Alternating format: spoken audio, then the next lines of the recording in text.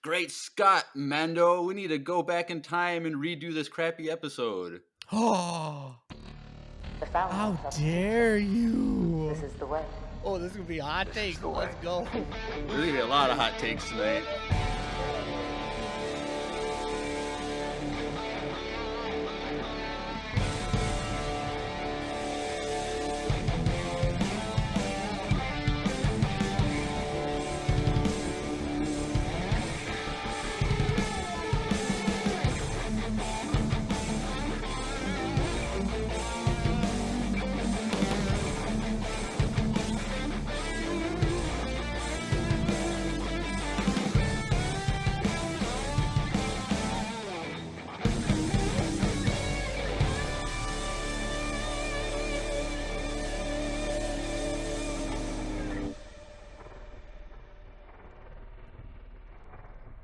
Hey everyone, welcome back to another Mando-tastic episode of Empire Radio. I'm Jeremiah.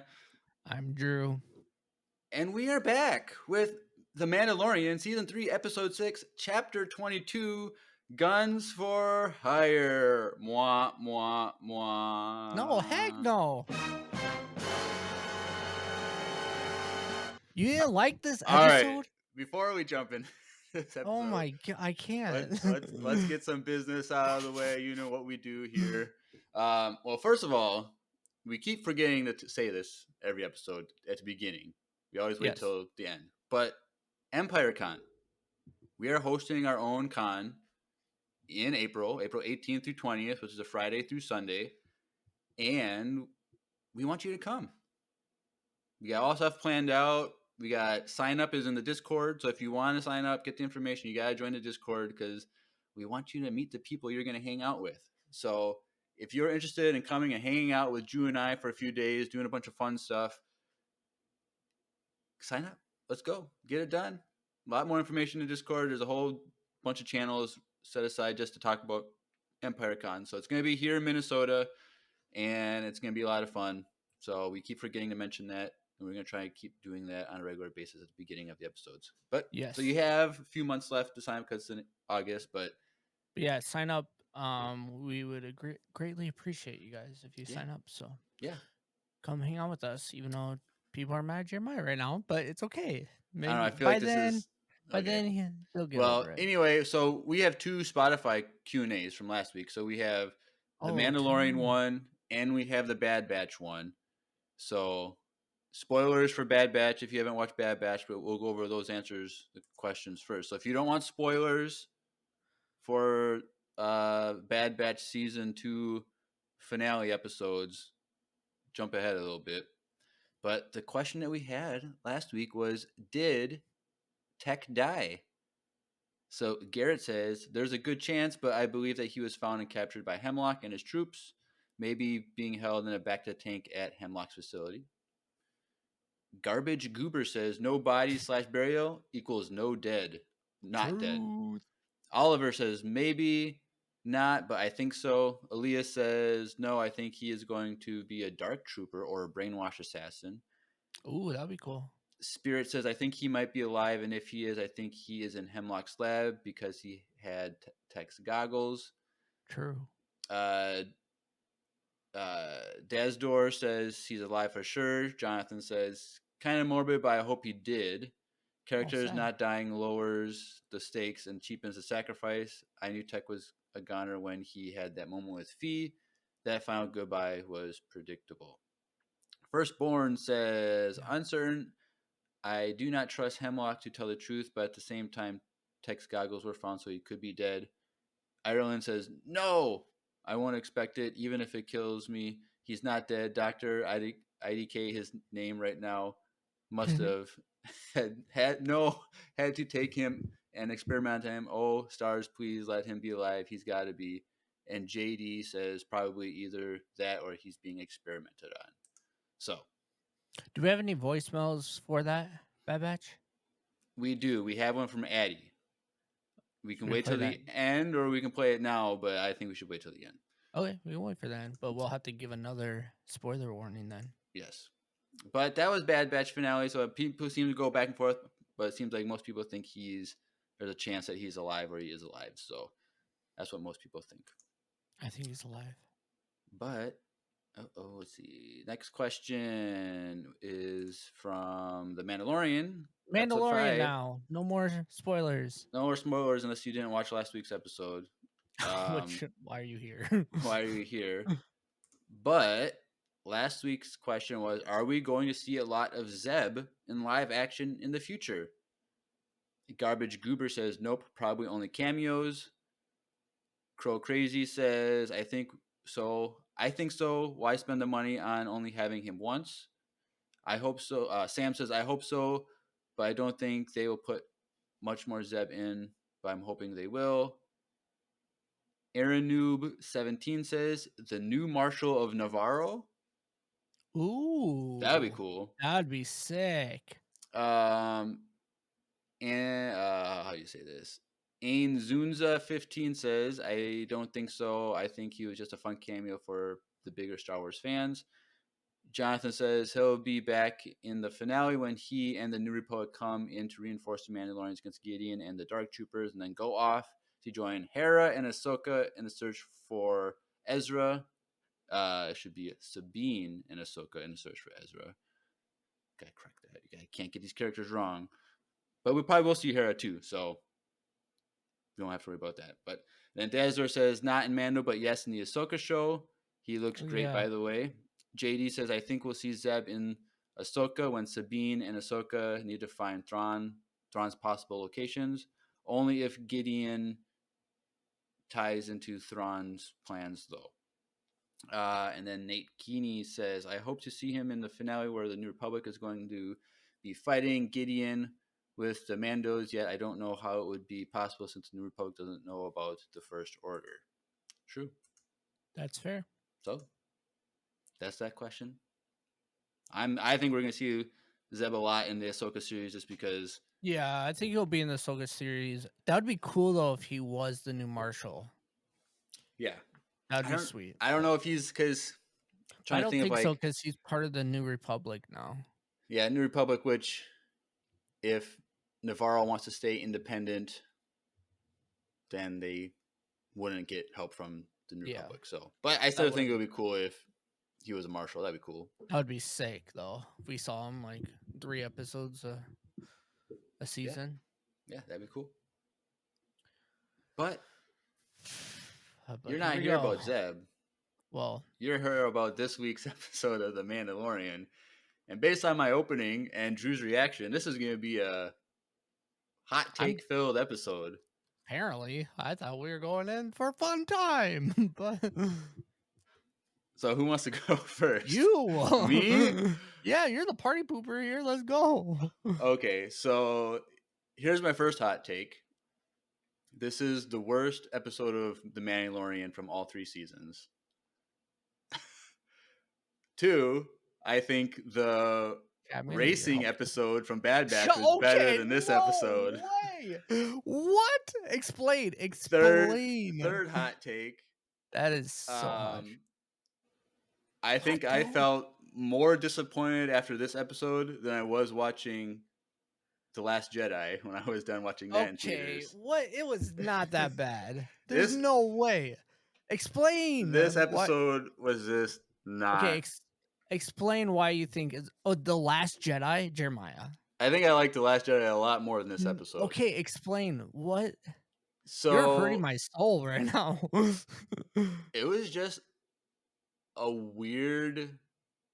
It was different. Feeling, a weird tone. It was corny. It was like those lame side missions that you have to do in like a video game to like get someone to help you to do the main mission.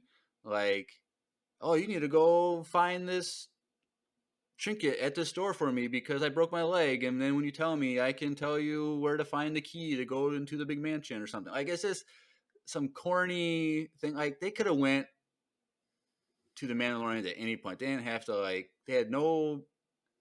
that city had no ability to stop them from just going on foot or using their jetpacks to go to the Mandalorians, to the fleet. So, I don't know. I thought it was lame. Like, but they did, because couldn't the droids stop them? Only if that guy pushed the attack Oh, button, that's and true, then huh? his plan would have been all screwed over. That's fair. But they're trying to be peaceful, remember. Right. But then like I have no problem that Jack Black was in this episode. I thought it was kind of cool, but like But Lizzo gave you but an issue? well, but no, like Lizzo was even like a big shock. I'm like, is that a Lizzo? Like what? It was it I was would have weird. never in a million years thought Lizzo was going to be in this show ever. Mhm.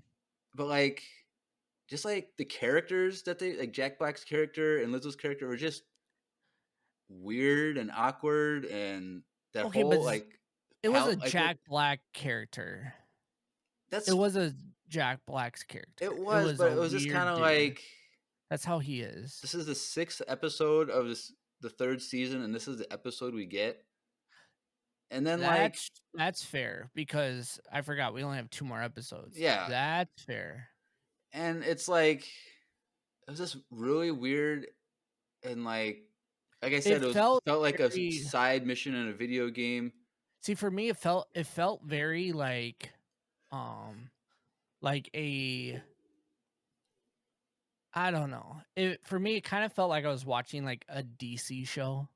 Like it was very like it had the space, like the feel to me like I was watching like a mystery kind of show, like a like CIS kind of thing. I Like don't, they or, were cops. It felt yeah, like a buddy cop show. yeah, they were like the good cop, bad cop kind of thing. But like, Yeah. It had a weird feel. I'm not saying it didn't, but I liked it. I thought it was cool. Now that I'm thinking though about there's only 2 more episodes, yeah, it kind of does ruin it a little bit for like me. I don't know, like so the commissioner or whatever his name was, the Hellgate, the Jack Black?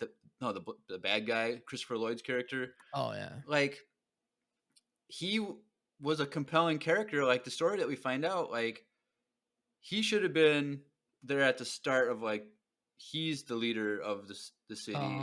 Yeah. Like we should have A been little bit weary of more. him from the start. Like I think they could have done a better episode with him being the leader of the city, and kind of putting the mysterious, like, who is this guy?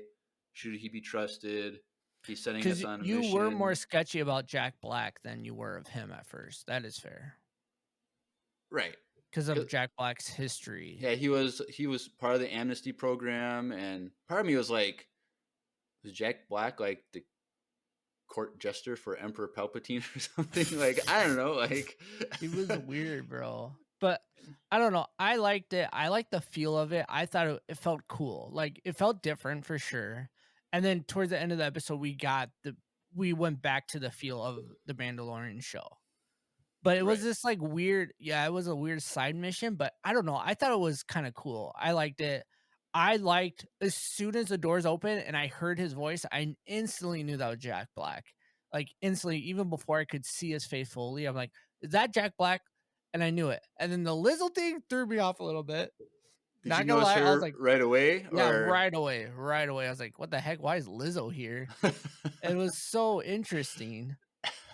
But like, I don't know, it worked for me. And I thought this episode was fun. It was different. And the outcome at the end of the episode, I thought was good. I think it was worth it, and I called it last week. I have mixed feelings. What did you call? I said that he was gonna give the saber to her.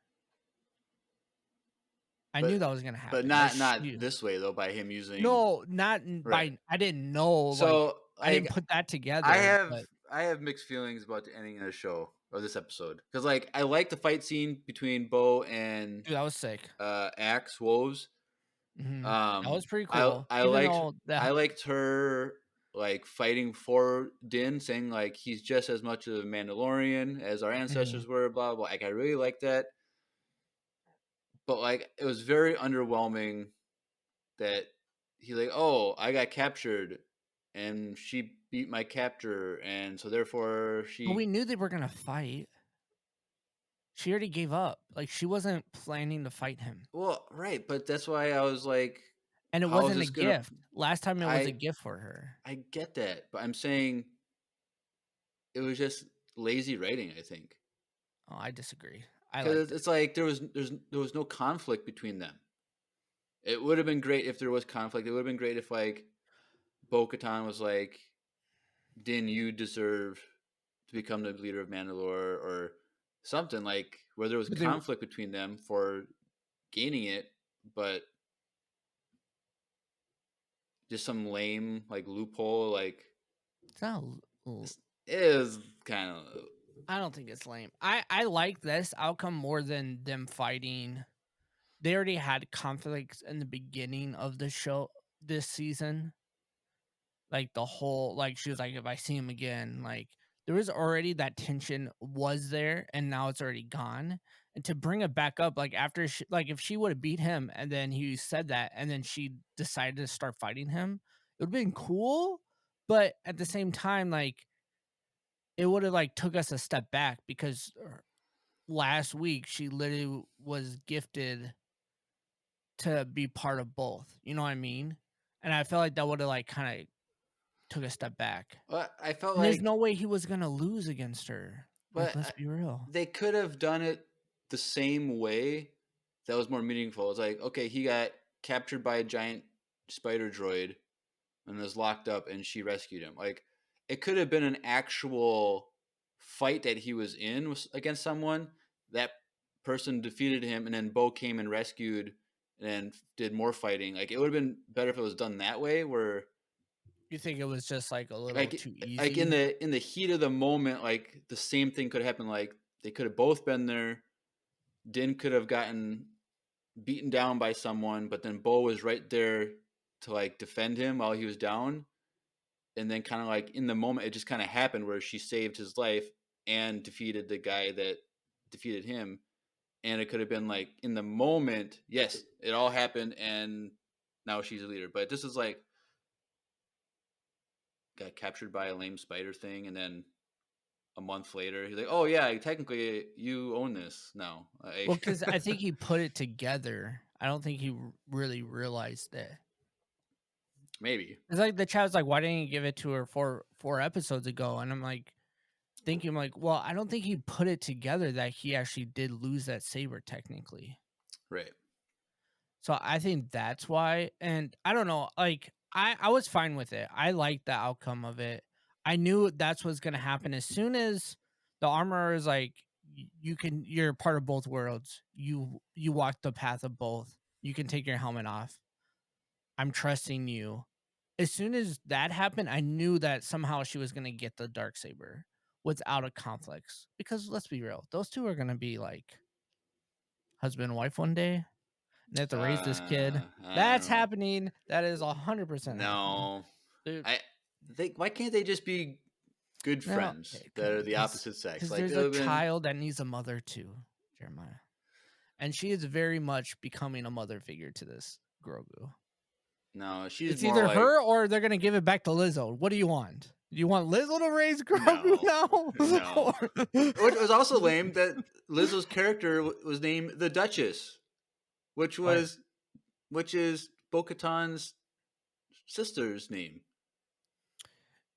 Yeah, but I think that's her Satine, role. Duchess Satine. Well, I know it's a title, but like It's not. I don't. when you hear the Duchess in Star Wars, so this is the third time that we have the Duchess in Star Wars. You have Satine, you Mhm. have the weapon that Sabine made in Rebels that targeted Mandalorian armor that she named the Duchess, and now we have another Duchess. That's Well, that. like Yeah, but I think that's just a royalty. no, I get that it's just a title, but Will Lizzo raising Grogu would be fire. no, that'd be weird. Hey, I support Lizzo and all of her music. I And don't know music. And anything. music though. I know of one song of And hers, music because she reps Minnesota, so and I you don't kind of know have to. about her at all. Sad. She's cool. Her old rap albums were straight up fire, and I may or may not have some of them on vinyl. Just saying. Older stuff, isn't she? How long has she been around? Dude, she's had albums out since like 2010. What? Yeah, she I just thought she's didn't. only been on the radar for like 2 No, years she's been now. on the radar for not that long, but she was an underground rap artist in Minnesota. That's how she was big. That's how Oh, she became who she was. oh, I So had no idea. yeah, but yeah, But yeah, this episode was just I liked it. I thought it was fun. I could see your point though, because there is only 2 more episodes. That kind of just put me in my place a little bit, because we have to like go to Mandalore now, or we have to figure out how to put these two. And dude, there was a lot of Mandalorians. the fleet was really cool. It was huge. But I was like, what the heck? it's like I don't know how you can have a climax in the season with just 2 episodes left. That's what I mean. I don't know. So it's What if they're like like an hour and a half each? that'd be nice. I'd be down for I'll that. take it. I'm But not gonna get like mad. but like Yeah, I understand that point of view. How like this episode kind of did feel like a little waste of time cuz I feel like in in the order to do sense it, they're of just going to have to jump into a conflict. they are. Yeah. And it's not cuz if the fleet now is going to go to Mandalore, like they're probably going to meet up with the armorers group. Well, they might just call them and say, "Let's all go to Mandalore." Yeah, but they don't. How do they even get But on they that don't have planet? ship. That's the thing, though. The other Yeah. Mandalorians don't have a way to transport them over So it's there, like so you do have to go pick them up. they're gonna go pick them up, do another side mission, go pick them up, and on the way there, they're gonna get attacked by a space monster or something, or No, pirates no, or they'll get something, attacked by the or, Empire. or pirates still because that one pirate got away last episode, Pirates and the Empire. and it's like Gideon is out there alive somewhere, Yeah, well, yeah, I wish this season was longer. Yeah, and that does put me in my place a little bit. That 2 episodes left is the thing that really disappointed. Okay, even here's another thing that made me disappointed about this episode. It was directed by Bryce Dallas Howard, and her episodes have always been I was like my wondering who favorite directed episodes this. of the seasons. Like, because like her, she did the Sanctuary in the first season, I believe, Mhm. and then last season she did um the She did a Heiress, really good one last which season. was the one when we see Bo-Katan for the first time. Yeah, that which is why we got flashback So it's like of her and her people from that episode. I think it was just to show us Axe again. It was Axe, and Because I was also wondering where I didn't he's know been what's all her this name was time. gonna be in this show again. Sasha Yeah, Sasha Banks from Banks. WWE. What's her character name again? I don't remember, but I I have her figure, but I it's can't also remember. just Sasha But Banks. anyway, I was WWE really just joined disappointed by UFC. Bryce Dallas Howard's episode because I had really high expectations. I was of all the episodes this whole season, I was more hyped for her episode just because I loved her episodes directed in the Did you previous seasons. did you know before watching this episode that it was hers? I forgot that it was this episode, but I knew it was in the last 4 episodes because I looked it up. So like this episode felt like a Taika Waititi episode I don't because know it had about like, that. well, it was quirky. Yeah, There was like it felt weird, like it felt different. So like I was like, it felt Taika Waititi more than her, and then like the other one of the bigger characters was a huge like comedian, Jack Black. You know what I mean? Like it kind of had that feeling of a Taika Waititi, but it wasn't, which is kind of. Is he directing any episodes in this season? I don't think so. He I didn't think last season either. either the next episode or the final episode is directed by Dave Filoni, I believe. Did So John direct any? I don't know, but he's written all of them. So, Oh, yeah. but anyway, we're babbling on, so we might as well. Yeah, and I don't want to get into that whole John thing, that big rumor that's going around right now. I have no idea what you're talking about. So now you can't just say that. And Oh, I thought you did. no, Oh, there's rumors that he's might leave leave what? Star Wars because he's having a lot of issues with Miss Star Wars. Kathleen Kennedy. You can say her name. I don't like to say her name. This isn't Voldemort. Weird. You can say her name. Like, I appreciate the reference, Jeremiah. Because like earlier when we started this podcast years ago, you wouldn't have made that reference. So I appreciate it's kind of funny because last night I watched the first Fantastic Beasts movie. Wow, Jeremiah. All right. And it was only slightly better than this episode, I can tell you that. Yeah, those movies are. I don't know what the other ones are all about, but I wasn't. Well, if you didn't like the first one, actually, I don't think I've ever seen anyone but the first one. But, anyway, Mandalorian. So, classic Star Wars. We start at a ship in space, which the ship was cool. Just trucking along. To admit, this part was cool. And it's a Quarren ship. That's the alien species. And is this the first time we've seen a female Quarren?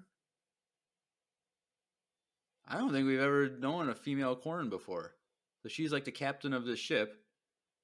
And I don't remember seeing... I don't know. That's a good question. And I don't know. So she's in a tube, hanging out in a tube. Some guy brings her water tube, and then some guy brings her a little fish. Little fishy snack. Little snack. And then they encounter... Goldfish. Am I right? Is it goldfish? No, I'm just saying. Oh. I can't remember. But so then they're like, oh, there's an Imperial ship coming, blah, blah, blah, and we can't fight it, blah, blah, blah. So then I really liked how this tube was like, went down into the ground and it drained the water and she was sitting on the thing. That was cool. I liked that. Yeah, I thought it was really sweet. And so they're like, oh, we don't want any problem. We didn't know there were warlords in the thing. Can we just please pass by with your protection? Blah, blah, blah. Oh, we're not Imperial. We're Mandalorians. Blah, blah, blah. And we've been hired to capture the ship or whatever. Or find her, at least. And so we find out that they're hired to capture her love interest, which is Amon Kala, which is, they're both native to the same planet, and they have been enemies for many, many years. But now at this point that they have a truce of some sort, and they're on good, peaceful terms. And so the prince of the Mon Calamari and her have fallen in love. It's like a Romeo and Juliet. Kind of like a Romeo and Juliet deal.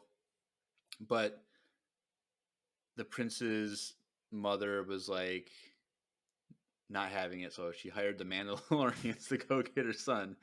Okay, like, I felt bad for the guy. I'm like... Yeah, it was kind of sad. You know I hate love stories that mean nothing, but, like, I felt bad for the guy. I was like... He was very...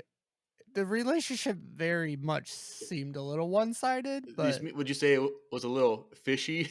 That was me laughing, button. By the way. Oh, but I don't know. But whatever. So it's Axe Wolves is the leader of this, and Sasha's there, whatever. I can't remember her name. And then a bunch of other Mandos. They board the ship and they take them, and that's it. I'm like, okay, that's it. And... But that whole scene was like really cool because you thought that it was potentially Moff Gideon. Yeah. And then you realize that it's actually not. And then you're like, maybe they captured the ship. Right. You find out later that they kind of did and didn't. I don't know. It was cool. I thought it was pretty cool. I like that. It would have been really cool if we stayed with that group for the episode. That would have been a cool episode, just following this ship of Mandalorians going on a side mission. Like, I thought that would have been cool just to follow. Or there would have been some tension there, not just like a easy surrender. Right. Yeah. So, but I like the opening. Good opening. And so then after this, it's Bo-Katan and Mando and Grogu on their way to this planet. And it goes through the clouds, and we see a giant dome. And I was like, are we getting a flashback of Mandalore? And no. It wasn't. Cause I remember that from the trailer. We saw the big, or no, it wasn't from the trailer. It was from like a teaser thing that came out. People were showing shots of. I was like, okay, it's cool. It's one of the dome cities from Mandalore back thousands of years ago. It's a flashback, and it wasn't. So this Oh. planet is called Plazir 15, and it's basically a Star Trek planet with little, kind of remind me of Tron a little bit. Yeah. Um, Maybe that's why you didn't like it as much. It felt Star Trek-y. it didn't look like Star Wars, so it was It definitely felt different. That's for sure. Too clean and smooth.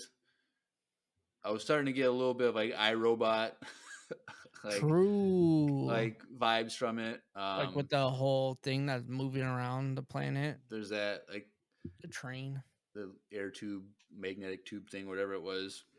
Does it make you a little worried about AI? Because it kind of did for me. I don't know. Like we're only like 10 years away from this potentially being a reality, but you know. Well, I think ChatGPT or whatever is going to take over the world, and that's what I mean. Where it's kind of scary, but whatever. No conspiracy theories here at Empire Radio. Nope, just Star Wars. Just Star Wars. But they're on their way. They see the fleet off into the distance, and they're just flying to it because that's where the Mandalorian fleet is. So not sure how she found them, but knew that they were there. She probably has a tracker on their ship. Which is weird. It's just, that happens a lot in the Mandalorian, is they just know where to go. But whatever. Remember, in the first episode, you have to learn how to navigate through the galaxy, which means figure out to find people, even though you have no idea how they're doing it. Yep. So as you're going, some like happy music goes on the radio, and like, oh, we're my phone went off when I was doing the watch party. I'm like, I don't even have a ringer. I was like super confused for like 5 seconds. I'm like, did I push a button? Like, it was so weird. It threw me off for a second. And the city is like, oh, sorry, we're commandeering your ship. We're bringing you in for questioning, blah, blah, blah. And, okay, so they take remote control of the ship. They land. There's some Imperial droids there left over, and they jump on a tube car thing, and it says, what's your chain codes? And they show their chain codes. And like, oh, we got to go talk to the Mandalorian. Like, sorry, they're a military fleet. You can't have discussions with them without New Republic approval or something like that. I'm like, what the heck? And so they jump, the tube goes, and they get off, and you hear more carnival music basically, and open this room, and there's all these weird colors and aliens and weird stuff, and then we meet Jack Black and Lizzo. That's so weird. And so, like we said, Lizzo's character's name is called the Duchess. I don't know if we got an actual name or not. And then Jack Black's character was, it's French, so I don't know how to, Bombardier or something. I don't know however you say that. Let's call him Jack Black. You gotta ask our Canadian friends. Yeah, Dazdor in the chat. How do you pronounce his name? Because you speak French as your first language, I believe. So, but yeah. So one, I'm just shocked at this point. Like, never in a million years would I thought Jack Black was going to be in this show. Like, it was more likely than Lizzo. I was like, Jack Black, wait, is that Lizzo? Like, that's what threw me off. Lizzo was definitely more of a shock in this show than having Jack Black in this show. Right. So, but both of them was a little weird. Yes. So Bo, Din, and Grogu, they get to sit down at the table and eat with them. And so we find out that the planet, so Lizzo's family is originally from this planet as royalty. Mm-hmm. And Jack Black's character has gone through the amnesty program. He's an ex-Imperial. He's like, it's like some like planner or something planner, he said. And so he was sent part of the program to this planet to help rebuild. And in the process, he falls in love with the Duchess. Pretty quickly. pretty quickly. It seems like because Oh, I one, mean, it's 7 years maybe now. no, not even. It's only been like 6 years, It's 7. been Yeah, well, maybe 5 7, six, years. 6 to 7 years Yeah. I since the guess fall of the that's empire. But like we know, the amnesty program couldn't have been started right away. no, because they're still It's trying to figure it out. definitely only a couple years into the amnesty program, probably. So he fell in love with this Duchess pretty quick, um, and did you like when she took out the fish to feed Grogu, and he jumped into her lap? Did you like that? I don't know. I the whole time, like before the end of it, the whole time I was thinking that Jack Black was bad. Like he like seemed sketchy to me a little bit. And then when Lizzo did that too, I'm like, oh, this is a weird cult kind of planet. Like I was so confused because like all these people are standing are eating around them. They all seem to like either drunk or stoned. Like they're just like weird. It just you know what it felt like? I was watching Alice in Wonderland, like in this scene. Like like they're all eating with the Mad Hatter at the table. Like it was just like a really weird feeling. But so when that happened, I was like, this is weird, but okay. And then it just like it wasn't actually supposed to be. I don't think it was supposed to feel sketchy, but it kind of did. But so Right. at first I was like, this is weird. And then when you find out that it was actually not harmful, I guess it was fine. Yeah. So Bo and Din are like, oh, we want to go talk to your Mandalorian fleet, and they're like, well, they're our hired like protection because I think it said like Jack Black Shifter is not allowed. Because they're not part of the Republic. They're independent system, and he's not allowed to have leadership over a military or something like that. Yeah, because of his past. And so they can only hire a third party Mm-hmm. as security, which same thing. Like, what's the difference? But I guess the difference is money. I guess. But he's like, well, so then, like, They all don't of our, trust them to have access to a military, essentially. right. So he can only have on planet security. And so Bo was like, well, can we go talk to him? Blah, blah, blah. And it's like, well, you need to see the scenery first or whatever. Mm-hmm. And let's go look at the beautiful scenery. And then they have a discussion about a droid problem, battle droid specifically, but also Well, and just they kind of droids. mentioned that when But they came off that the droid was an Imperial droid that right, greeted them, so that was kind of sketchy. right. And so they're just kind of talking more about the city. And it's like, oh, we're not even, no one here even has any weapons. But because we allow all cultures here and weapons and armor are part of your culture, like we can't say no to you. So it's kind of like a loophole. And so then like, Mm-hmm. well, then you're the only option we have to help us with our droid problem, which Why couldn't they hire the other Mandalorians to do I it? don't know. There's a lot. Uh, Just that part didn't really make sense to me. there's a lot that we'll get to it, but there's a lot that doesn't make sense about this episode. But like they're like, if you help us figure out this droid problem, then we will speak to the New Republic on your behalf to recommend you get an independent status as when you reclaim your planet, because this planet is an independent system. They're not technically part of the New Republic, and so they're like, we can put in a good word for the Mandalorians to have their own planet as an independent system. And so they're like, well, if you take care of the problem for you, we'll put the good word in for you, and then you can go talk to your Mandalorians. And they're like, sounds like a deal. It's a win-win.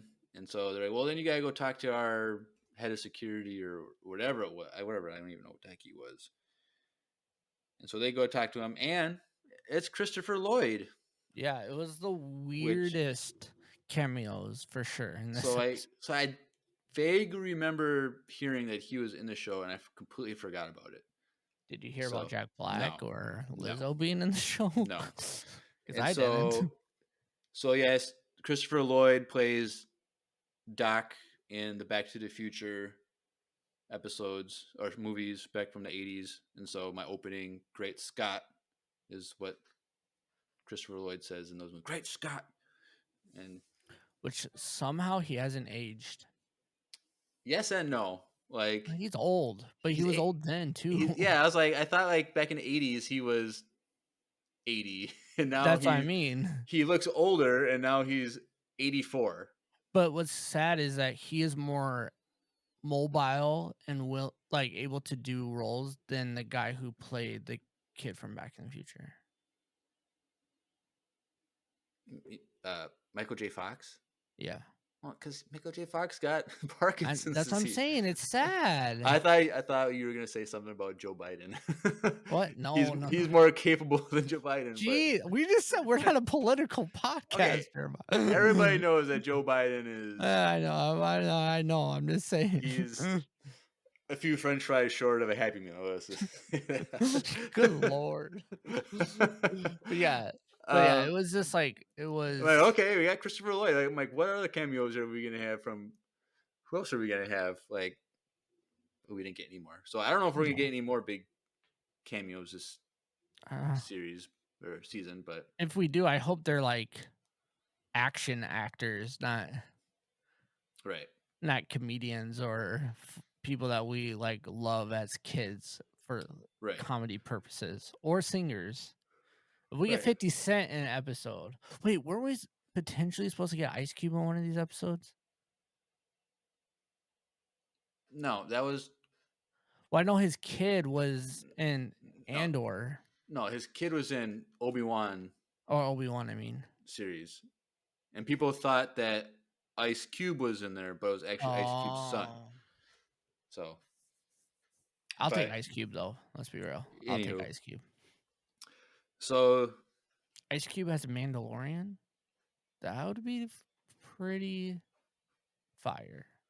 I was going to say cold, but that would have been too much on the nose.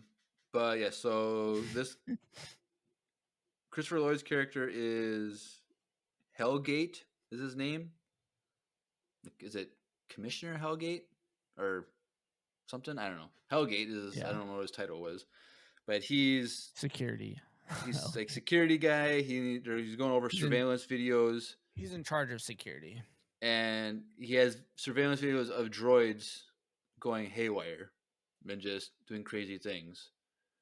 But like it was weird because they're saying like droids were being dangerous, but all the videos they showed was not really like one like dumped garbage on the ground, one like started throwing groceries on the ground. Like I didn't really think it was like. And then one of them did crash, and then the other one cut a bunch of people's heads off. No, he didn't. We didn't see what happened, but then Lizzo said there was casualties. Did she? Yeah, she said that there was casualties because Jack Black was like undermining it, and then Lizzo said no, there was casualties. And then you see the guys chopping, and then you don't see, and you hear a bunch of screaming. You do what? I don't remember. Is it that? Yeah, when the guy was. I remember the chopping guy, the chef guy, and then the pan away from the video. You don't see the end of the video, and then you hear a bunch of screaming. I don't remember that. Yeah, maybe you're right. I'll have to go back, but I don't know if I want to watch this episode ever again. It was fine. It wasn't. I understand, but there's no way it was worse than episode 4, Bad Batch. And there's no way it was worse than Jedi. There's no way. The Last Jedi was way better than this episode. No way. Yes. We didn't get Luke throwing something backwards for no reason. But we got Lizzo and Jack Black for no reason. And I like Lizzo and I like Jack Black. It's fine. But anyway. So he's a security guy, and he's like, we don't know what's going on. And Boken's like, why don't you just turn all the droids off. And like, well, we can't because the people voted not to. So this is the thing. So one, they're an independent system. Two, they're like I think he says they're a pure democracy. So people vote on all Everything. the issues, not just like a democracy is more hands-on with the people. Because like technically, in the United States, we're not a democracy. We're like a democratic republic, which is like part democracy, part give political leaders power to make decisions for us. But here, people are making everyday decisions, and they're like, None of them want to work. well, so that's the thing. Like, for some reason, they're self-sufficient with droids, where the droids run everything, so the people don't have to work. Which I don't know where they get their money from, because they're just partying all day. And well, I think their droids are making money, like by doing jobs that they would do. So people own the droids, and then yeah. But the droids are repurposed from the Empire, though. I think they just function like everyone just gets a piece of the pie. Like everyone makes the same amount of money. I don't know. Except for the poor guys in the basement who works on the droids. Right. So speaking of them, so then he's like, well, then you gotta go talk to the Ugnaughts who reprogram these droids. Mm-hmm. So we go down there, and it's a whole facility full of Ugnaughts. And it was kind of cool seeing them. And so Bo-Katan goes down, hey, I'm Bo-Katan Kryze. We need your help. Blah, blah, blah. And they're just ignoring. Then Din jumps in and says, I am a friend of Quill. Da, da, da. We need your help. I have spoken. And they all stopped. But the music changed to Quill's music. And it kind of got sad a little bit. Do you think they all knew Quill, or do you think they just, an Ugnaught? Well, and he knew how to say, I have spoken. If you think, because remember, Quill worked for the Empire as an indentured servant. Yes. And I wonder if they did too. So maybe they're in the same facility. So yeah, my guess is they probably did. Maybe they seem it makes sense to recognize his name, but I don't know. Or he was just well known. Maybe he's legendary. He is legendary in my heart. It was really sad. I was like, oh. So I really liked how Mando knew how to. I felt like he manipulated him too. Because he was like, when he was talking to him, when they all sat down together, he's like, the Ugnaughts are legendary for their droid smith working, blah blah blah, and they're some of the hardest working species in the galaxy. And they're all looking like, yeah, we are. Like, he was just kind of like, felt like he was kind of sweet talking them a little much, but they say there's nothing wrong with our work. Like, we did everything perfectly fine. You have to trust us that we know. Kind of like how Quill said, do you trust me? Then you trust my work with repurposing IG-11. Mm-hmm. And so it was very similar mentality. And they're like, they convince them to help investigate. And so they're like, we think that the next problem is going to be at the loading docks, which I don't understand how they knew this. Because remember, they were all they all went through protocol to get scanned, and I think they realized that his was a little off. The ones in the loading dock? That one in the loading dock. I don't know. That was my take. That's what I assumed. But it's like, because they were all rechecked. But they were. And then they're like, that one seems. But they were repurposed first, and then the droid would have went to the bar to get that oil. Yes. So it's but then remember the other droid said, I just got them all. You can check my paperwork. Like, they were all just rechecked. So when they got rechecked again, maybe they saw that he had a different kind of oil in him, and it was sketchy. I don't know. But why would they let a faulty droid leave their presence if they're taking so much pride in their work?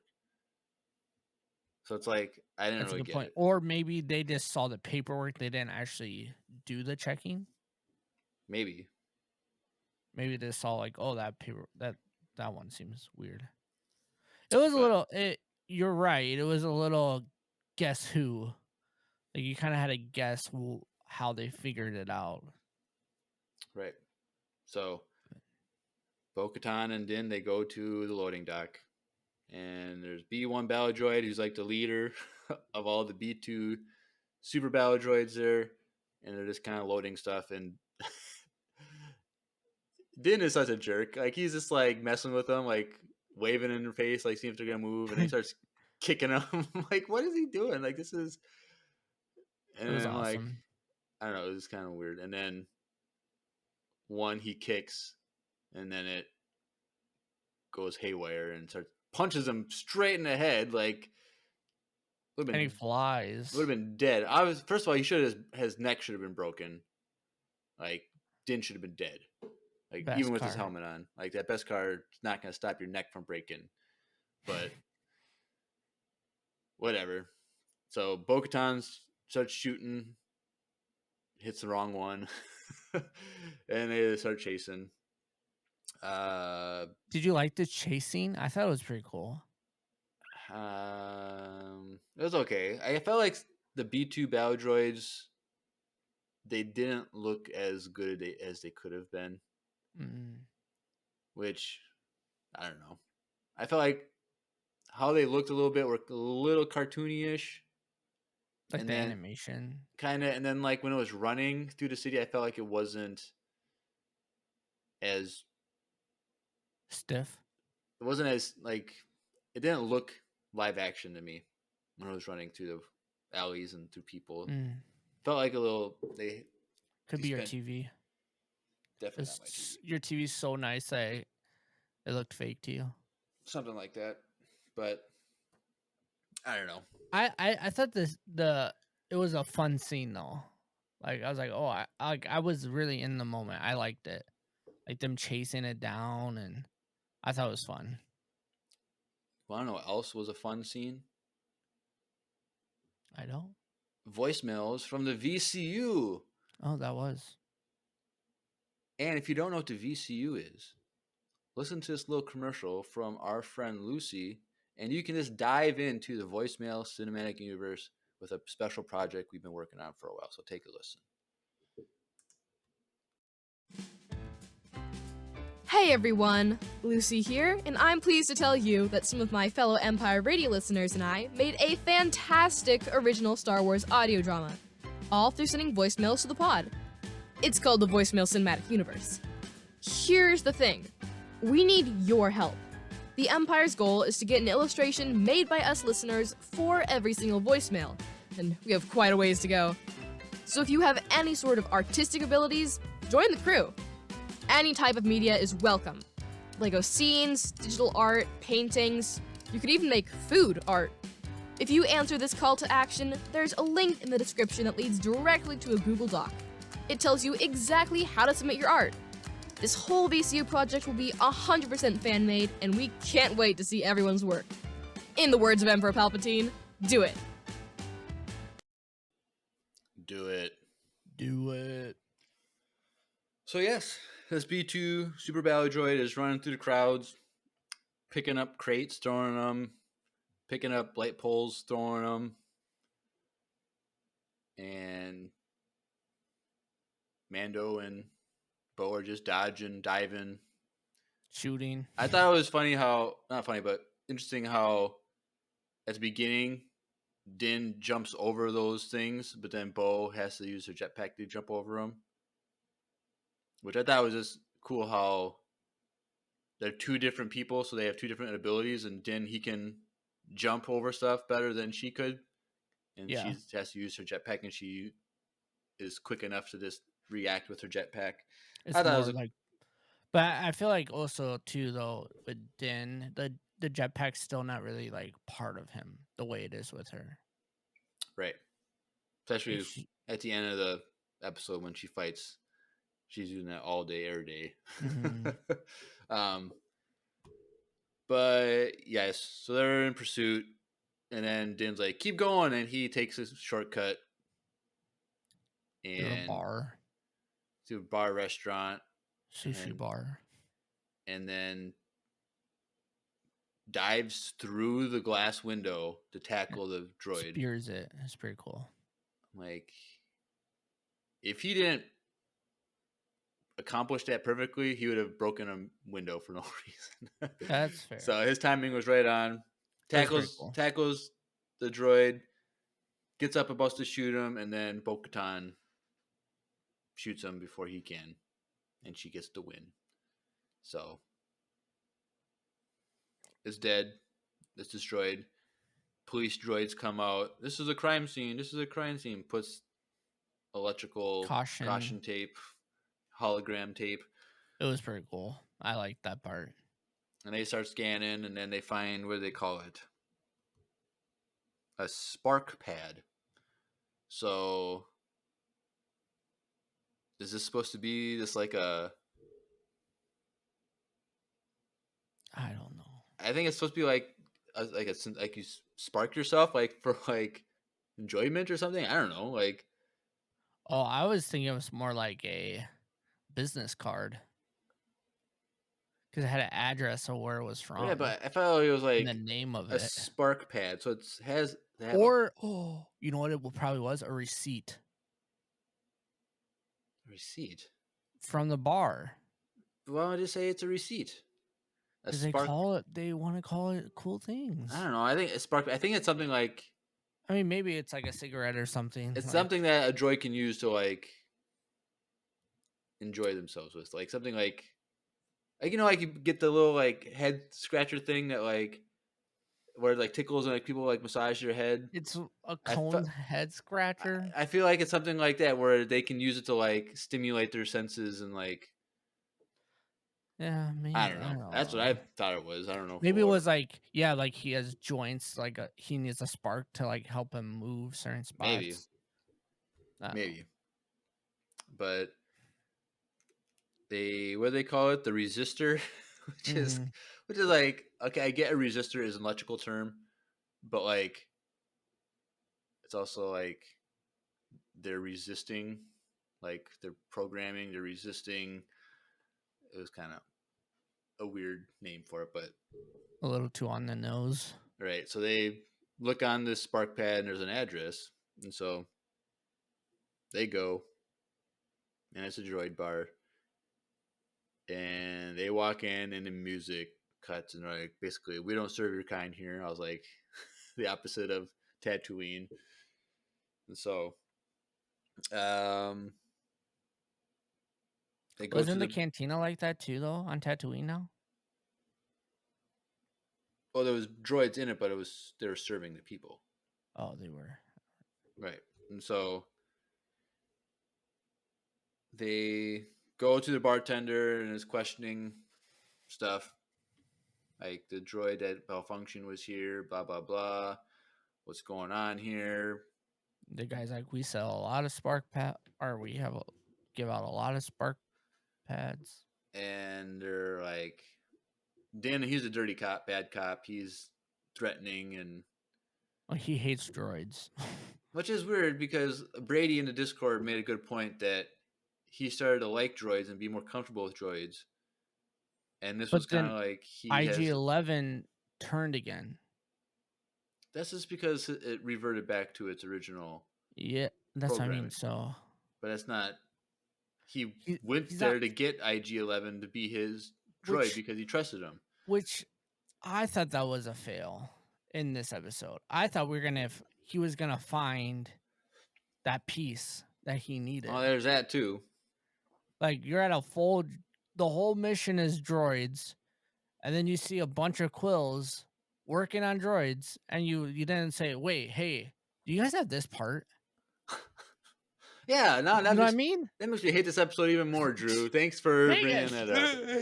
That was like my only take. I'm like, oh, he's gonna get the part here, and then it didn't happen. I'm like, what's the whole point of the IG-11 comeback story then? I don't know. And then, like, just to get R5. If that's the case, I guess. I don't know. Like, that's what it seems like. Like, the whole point was just to end up getting R5 in this show. Right. Which, at that point, you should have just went there and say, hey, do you have a droid I can use? And just take R5. Right. So, I don't know. So Din, he threatens the bartender and stuff, and the bar's like, no, we're on your side. Like, we don't want to be replaced by people because the droids are malfunctioning and harming people. Like, we don't want to be decommissioned, basically. Like, we have a lot to offer. So I hear it's like they're humanizing the droids, like that they have more to offer than just work or whatever. They have meaning. Like, if you can help us, like, we'd appreciate, because we don't want to lose our jobs. We don't want to be seen as bad guys. And like, a lot of them were part of the Empire, and there were B1 battle droids in there, and like, we'd have a second chance, just like anyone else. Like, just help us out. We want to get to the bottom of this too. And so,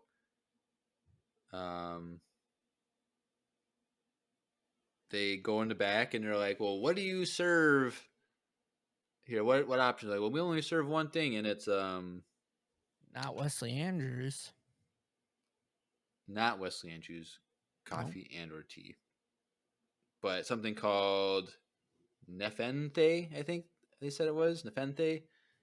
Which do you saw that at Wesley Andrews Coffee and Tea? No, but we are supposed to create a drink for our Empire Con. Should we call it that? We could, and it would go along with the supposed zombie apocalypse that I'm starting at Empire Con. Because people drink this. It was Kool-Aid. People are going to drink the Kool-Aid, and they're going to start the zombie apocalypse. But maybe we'll just divert it and use the coffee instead. Well, we'll ponder over that while we play the commercial. A commercial from our sponsor, Wesley Andrews Coffee and Tea. Hey everyone, Andrew here. I'm pleased to tell you that the sponsor of today's episode is Wesley Andrews Coffee and Tea. If you don't know anything about Wesley Andrews, you definitely should. They're an award-winning coffee roaster and shop in Minneapolis, Minnesota, and they make fantastic coffee. The awesome thing is that whether you live in the Twin Cities or not, you can get their coffee beans delivered straight to your door by ordering them online. They even have a subscription service that ensures you never run out of amazing coffee. If you've been looking for some new coffee to try or a way to elevate your normal coffee routine, now's your chance. Head over to wesleyandrews.cc, use the code EMPIRERADIO, that's with a capital E and a capital R with no space at checkout, to get 15% off your first purchase of any bags of coffee or a coffee subscription. I can't think of a better deal.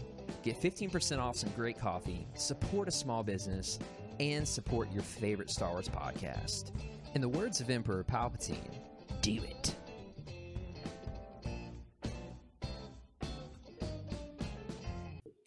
Do it. Do it.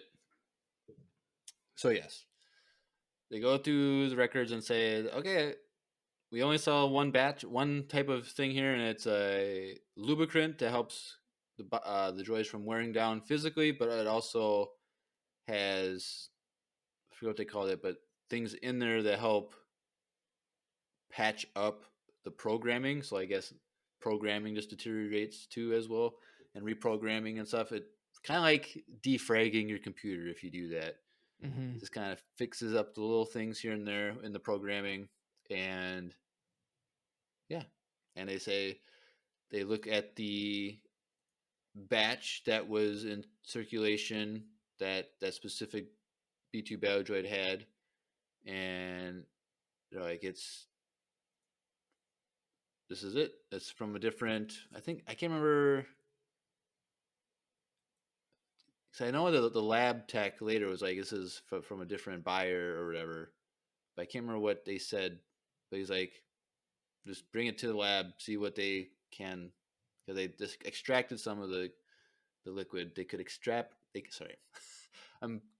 can extract some of the oil from the droid, so they could do testing on it. So they brought it to the lab, and so they bring it there and see if these particles in this oil are still active or what the deal is. So the lab droid, which is kind of like one of those, what are those torture droids called? Do we even know?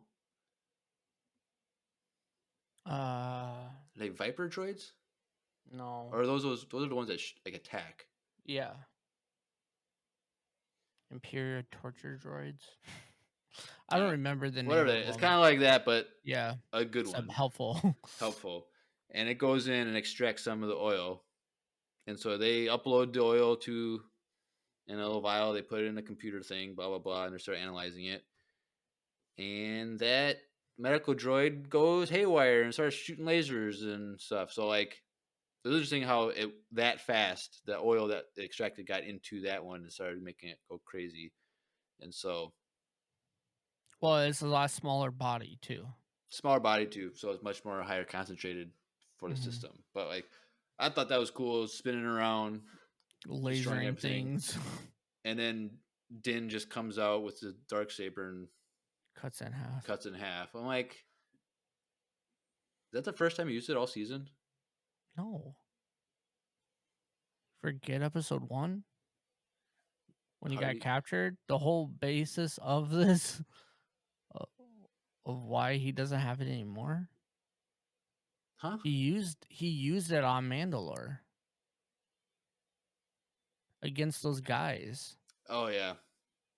And then later on, she uses it, and you're like, why the heck is Din still so bad with it compared to her? Right. So I guess that was second episode. Oh yeah, episode 2. I forget what episode 1 was. It was a giant crocodile, and well, I can't look at my notes. But what else happened in that first episode? I don't remember. The droid doesn't work. He gets R5, and then they go back to Navarro. Pirates attack. Mm-hmm. They go to Bo-Katan's castle. She says no. Right, that's what happened in that first episode. But either way, it's still disappointing that it didn't learn how to use a Darksaber. That's what I mean. It wasn't meant to be. It was kind of lame, but whatever. So he whips it out, cuts it in half. They continue analyzing the particles in the oil, and they find out that there's nano droids in there that were formerly created by the Techno Union. Mm-hmm. So the separatists from the Clone Wars, which I thought was funny. I think it was last week with the finale, or maybe it was the week before with Bad Batch. But I was like, why is Bad Batch season 2 not that great compared to the first season? And I was like, oh, because I didn't finish my Bad Batch fan fiction, so they didn't have source material. But then from my Bad Batch fan fiction, I had nanotech droids that were there you go used taken from the Techno Union. So they're listening to you. Can't believe they used my idea in a terrible episode, but whatever. Okay. Whatever. Yes, they see there's inscriptions on the nanotech nano droid things, and they're like, oh, this is. Then they were like, oh, this batch was taken in on this day or whatever illegally, but it was gone through the wrong person, wrong whatever. Like, this was illegally brought onto the planet, and the person who checked it in or whatever was that Hellgate guy, Christopher Lloyd's character. I'm like, oh, dang, okay, okay, I guess. Kind of anticlimactic, but whatever. Like, I didn't expect that, but then like when it happened, I was like, I guess it makes sense because he was like overseeing the issues. He had it all tracked. He was the head of security. Yeah. And so they go back to the office where he's working at and see, I thought he did it because originally when they said it was him, I'm like, I was thinking, I'm like, he did it because his job is boring because he's part of head of security and there's nothing to do. Literally nothing for him to do. So he did this to create like for job security essentially. Right. But nope. I was wrong. So they go and confront him. Like, you're the one that brought these in, blah, blah, blah. And then it goes from 0 to 60 like in an instant. He stands like, nobody move. And then puts his hand over the big red button that was there earlier. And I'm like, okay, whatever. And he's like, I used to be a separatist, basically, blah, blah, blah. Dooku Well, was and right the all button along. wasn't what everyone Right. thought that button was for. It was a kill everybody button. Yeah. Which, this is what doesn't make sense about the whole thing. What was the point of him contaminating these droids? And, like, what? I didn't get it. What was his motivation? I guess he's a separatist, and it's an independent planet, which, when you go back, yes, it's an independent planet, which was what a separatists were. They're independent systems. And then, like, he talks about how pure democracy, where the people can vote, and they don't have to rely on being a part of a republic. They can do whatever they want. And this is what they have on this planet. Independent system. People are voting. This is what the separatists want, right? So why is he ruining it? Why is he contaminating these droids with this nano I don't know. tech? Like, I didn't get it. And so he was like, Dooku was right all along until the Jedi Enforcers came, and then Bo-Katan was like, I had enough, and just shocks him. Shocks the crap out of him. Like, first of all, that guy is super old. You don't want to shock him too hard. He's going to die, but... Yeah. She didn't care. I thought she killed him. I didn't realize that was like a stun thing. I thought she just killed him. Right. So... he's That captured. Dooku part was cool though when he said it, and the music was changing. It felt really intense moment. They mentioned Dooku again. That's kind of crazy. Like, it would be cool to have like a season where, like, first of all, I don't think this is the last we've seen of this character, but like, the thing is, like, he's super old, so it's like they can't rely on him being alive in future seasons, unfortunately. How old is he? He's help us out. He's 84. I looked him up. He's healthy, bro. He good. Is, but he's also he's a young 84. He's a young 84, but I'm saying you can't rely on him for... Him and Jack Black look the same age at this point too. What? Jack Black has some gray in his beard. Some gray. He wasn't all gray like this guy was. But that's true. Well, he was bald everywhere. He didn't have a beard. But like, I kind of wish he would have had a full-on beard. Like, this idea of like a separatist who has survived the Clone Wars, survived the Empire, survived the Rebellion, and is now in the New Republic. Like, that's a compelling story. What? I got why he did it. Why? I remember that why he did it was because he did it because he wanted Jack Black to look bad because he was part of the Empire. That's why he did it. Did it say that? Yeah, because they were talking about that at the end. And then he said, like, you were trusting this dude, this guy. And then she's like, well, that's my love of my life. Because he would never do not anything from bad. the planet. He was placed there by the... Yeah. And he was in charge of the reprogramming efforts. Yeah. That's why he did it. He was doing it because he was in charge of making these droids good. So that's why he did it, to make him look bad. You might be right. I think that's why. Good job, Drew. Yay! I did it. Still doesn't make the episode any better. Oh, stop it. Oh gosh. Well, at least we got to the bottom of that. But that I was like, why did he do it? And the whole time I was like, oh, wait, yeah, that's why. But yes, so they bring him back to the Duchess and Jack Black, and they're playing this game, and Grogu's cheating. Like, I don't know if she knew Grogu was cheating, or if she just thought she was. She knew.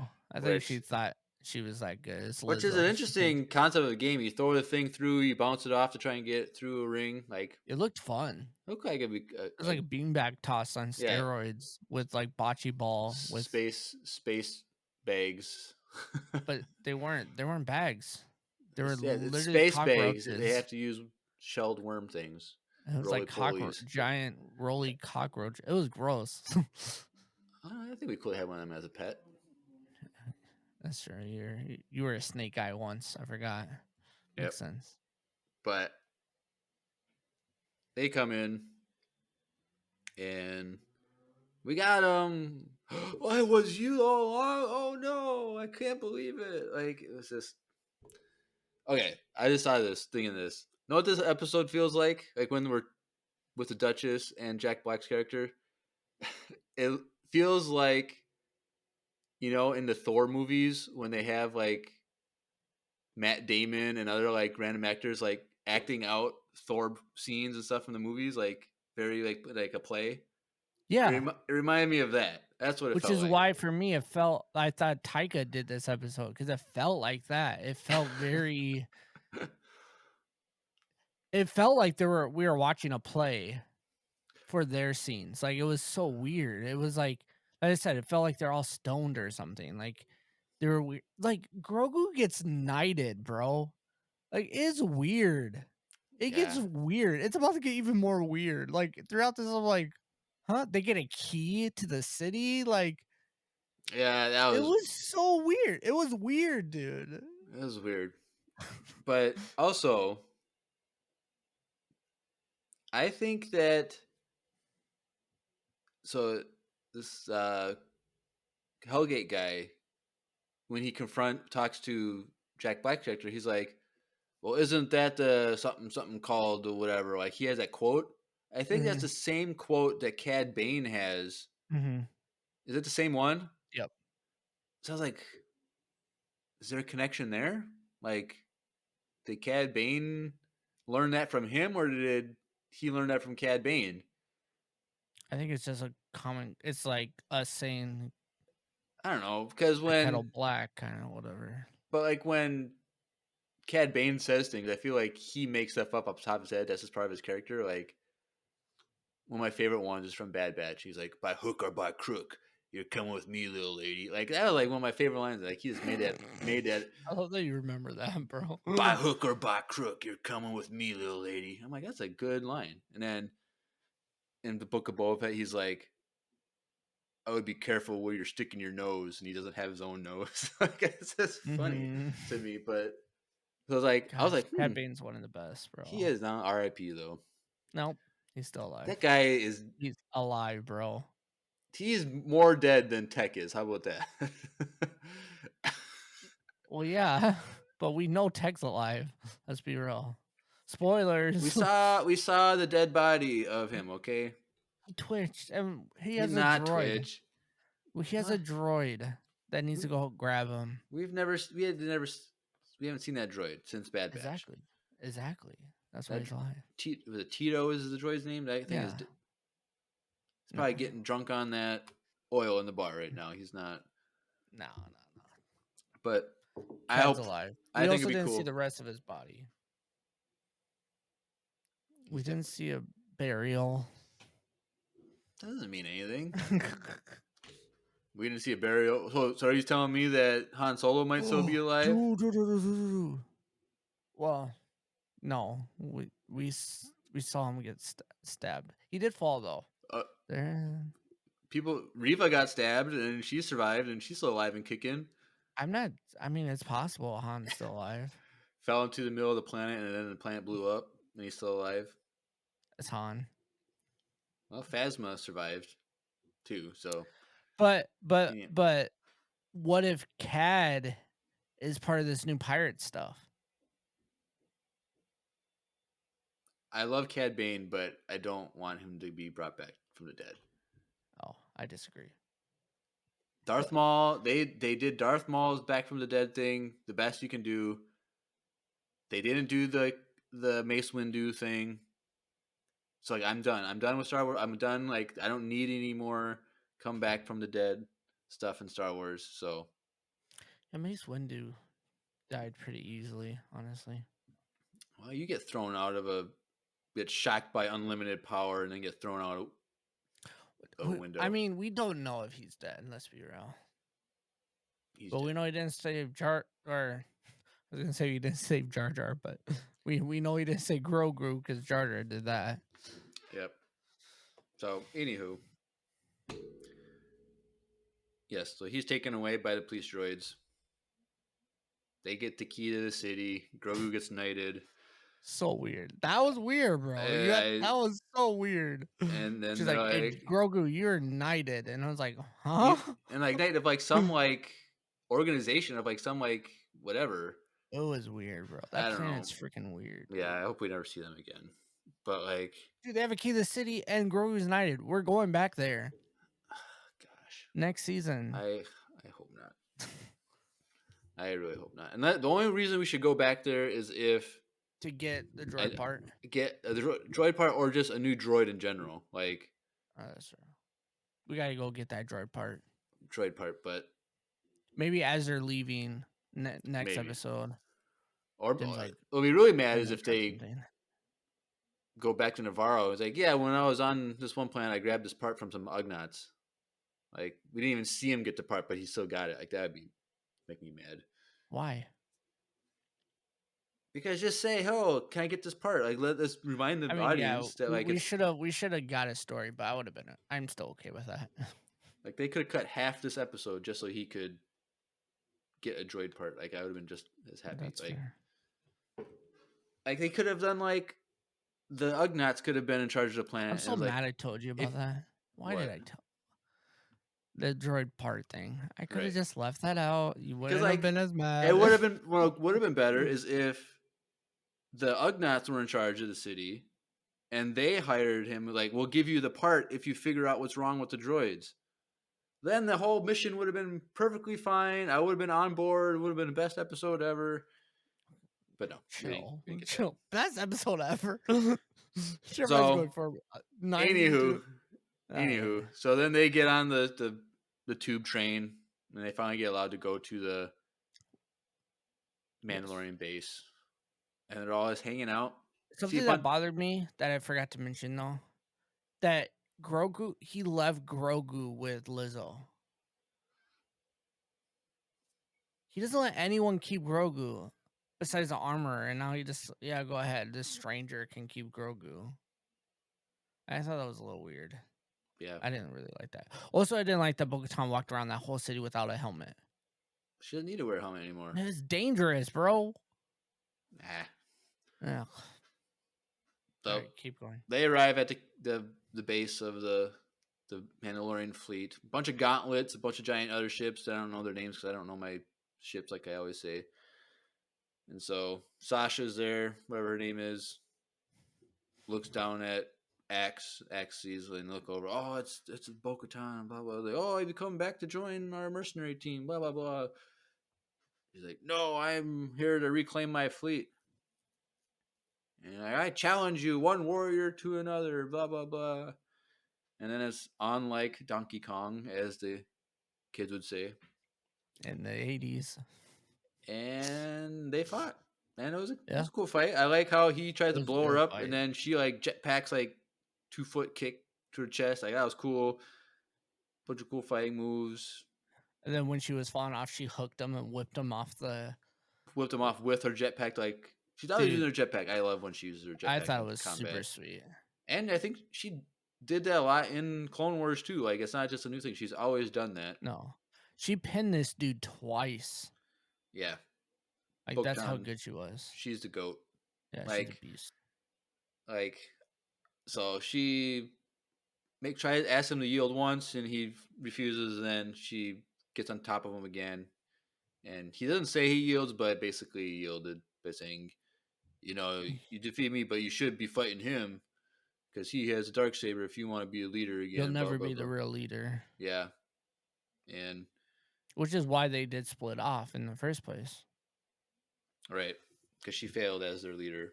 Mm-hmm. And so then they started throwing insults at Mando. He's not even a real Mandalorian. Blah, blah, blah. He have 1 ounce of blood.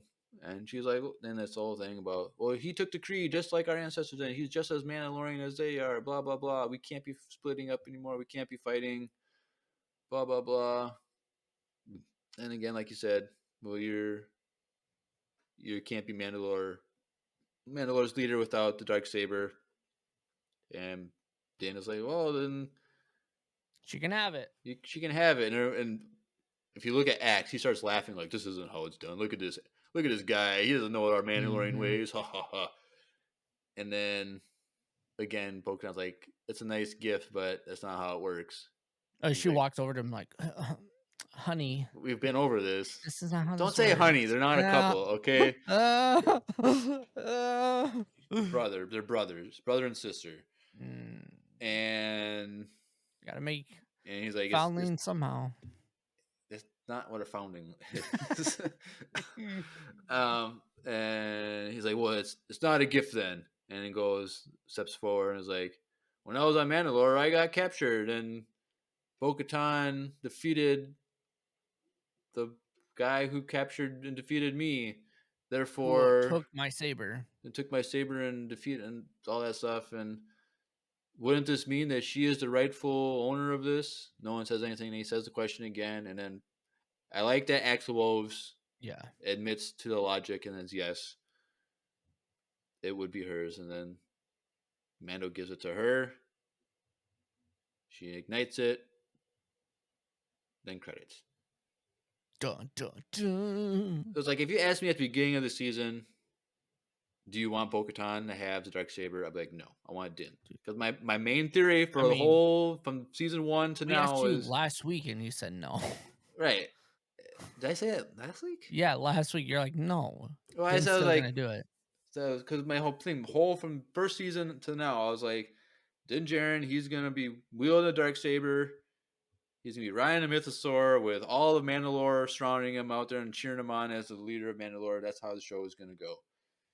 And now it's Bo-Katan, and I'm kind of for it. Like I've always liked Bo-Katan's character, and like, but like I was like, just open your can. I can hear you trying to open a can. Well, it's not a can. I was playing with something. Oh, I was like, I thought you were opening it. Like I made something loud on accident. Oh, sorry. But like I was like, I wanted Din to be leader, but I like now that because she's had a change of heart and she's seen the error of her ways, and now she wants to unite, she wants to unite Mandalore for the people rather than doing it before where she wanted the power.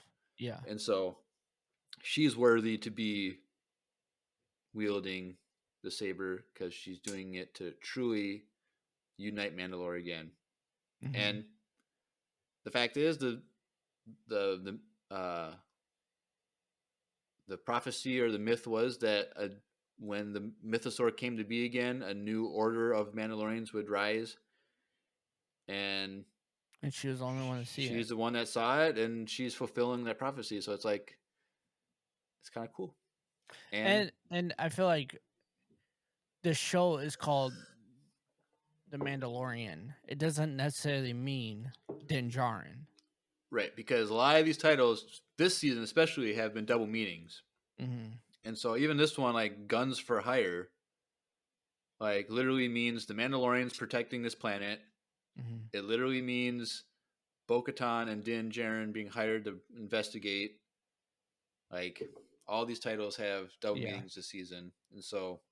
And I think the show has a double meaning. Like, it's the Mandalorian people. It's not just about Din Djarin. It's about everyone. Yeah, and I don't know if you saw it, but there's a rumor that Bo-Katan is getting her own spin-off series, which would kind of like be like Boba Fett's spin-off, where it's joins in from the season and then has the spin-off, which, because the rumor is, what's her face? Mulan. What is her name? Mulan? From the show, the actress. What's the... Shand. What's her name? Fennec Shand. Fennec Shand. So the actress tweeted, "Congratulations, Bo-Katan, on the Bo-Katan show," and then it got deleted. Oh my gosh. So I don't know if it's true or not, but that's the rumor, which would be cool. I hope at the end of the season... In her defense, she's 60, okay? So give her a break. She's older. Okay, you're insulting her for her age, but when Christopher Lloyd's Lloyd's 84, he got another 20 years left in him. They don't know how social media works. Christopher Lloyd, he's a young 84, but Ming-Na... He is a young 84. Okay, whatever.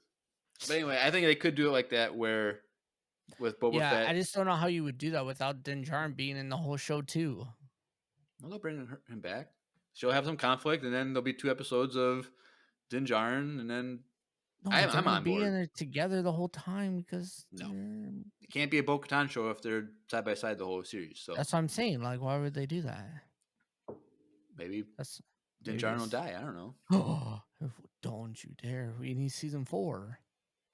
Yeah, maybe season 4 is just Bo-Katan. Bo-Katan spinoff. That's fair. He could die. Din Djarin can die anymore. We have no idea what his fate is. So Gosh, that would be crazy. if they kill him off, How many people would stop watching this show? I feel like you and I would be the only ones left. You heard it, Dave Filoni. Don't do it. Don't do it. Yeah. But yeah. So we have no idea how these next 2 episodes are going to go. No. Something Besides, I mean, something with Gideon, something with they're going back to Mandalore.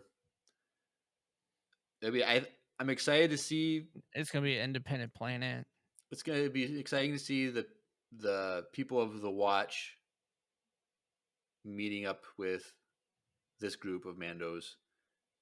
There's gonna be a lot of them, dude. And there's That fleet was there's other Mandos huge. out there too. Like they're not the only ones. It's like a little bit of what we're gonna see.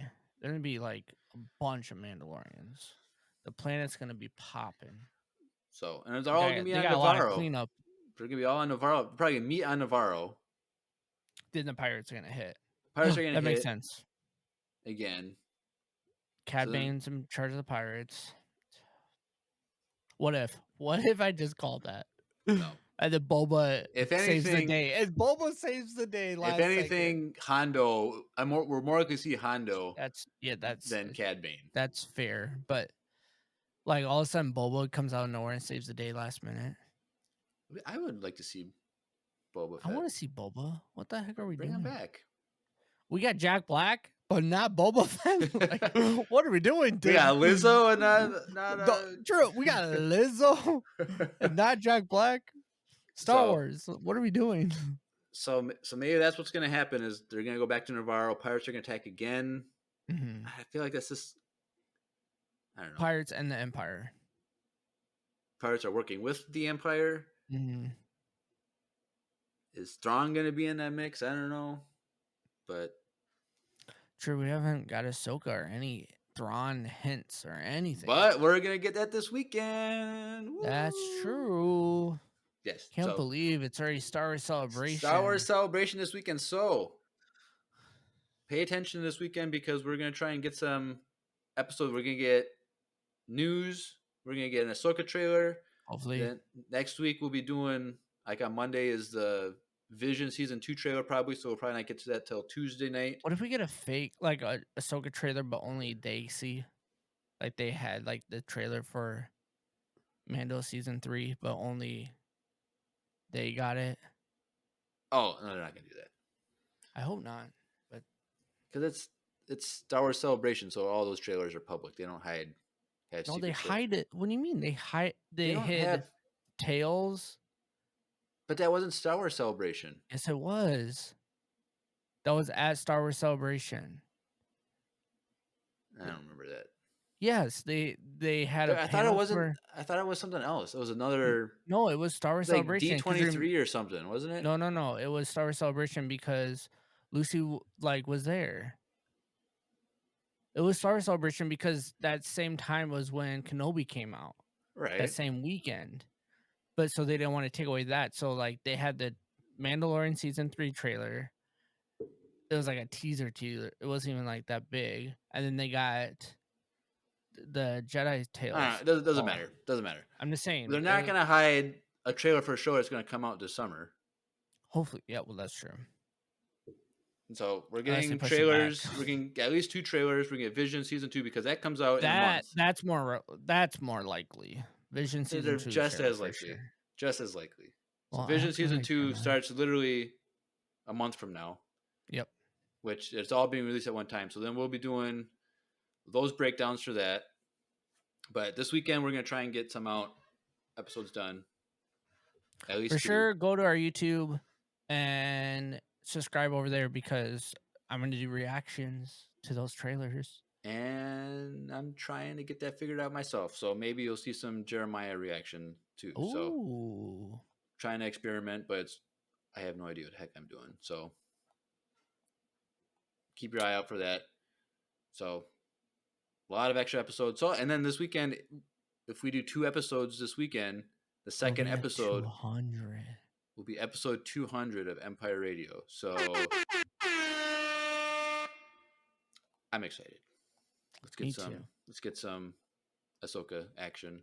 And so Friday night is supposed to be the future of Star Wars. So I think we're gonna get a lot of announcements, a lot of dates for future shows. Like we got the Acolyte, we have Skeleton Crew. We're gonna episode 11. We'll probably get a movie announcement. 10. I'm hoping. I don't know. Episode 10. I hope we get a movie announcement. I don't know. Movie. I don't really care if it. I think we'll get show announcements too.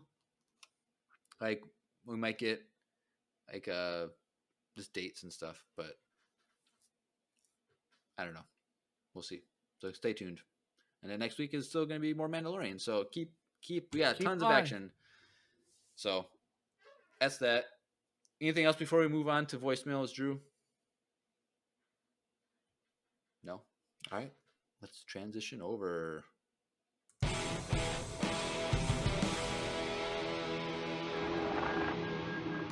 It's voicemail time. All right. So we got 4 voicemails tonight. So we got 1 from Addie, 1 from Retta, and 2 from Daniel. And none from Will? Wow. No, he doesn't send them as much as he used to. That's fine. That's fair. No, I'm just, when you say 4, 3 of them used to be Will. He was too busy seeing the Mario movie that came in. That's true. But anyway, first one is from Addie concerning the finale of Bad Batch. And we get to see a side of Addie we haven't met yet. Spoilers. Spoilers for Bad Batch if you haven't watched it yet. So let's take a listen to Addie's voicemail. Hey, Empire Radio, it's Addie. This is not going to be a cheery voicemail like I always do. I want to talk about the last 2 episodes of Bad Batch. Yeah, I am devastated. I am very, very devastated to the point where I almost cried myself to sleep last night after watching it because Tech has had a very special place in my heart for ever since Bad Batch came out with the first season. Technically, all of them have, and I am devastated. I'm very devastated. But like with everything else, like Emery being Omega's sister, what the heck, guys? Like, what are you trying to do? Anyway, I'm running out of time.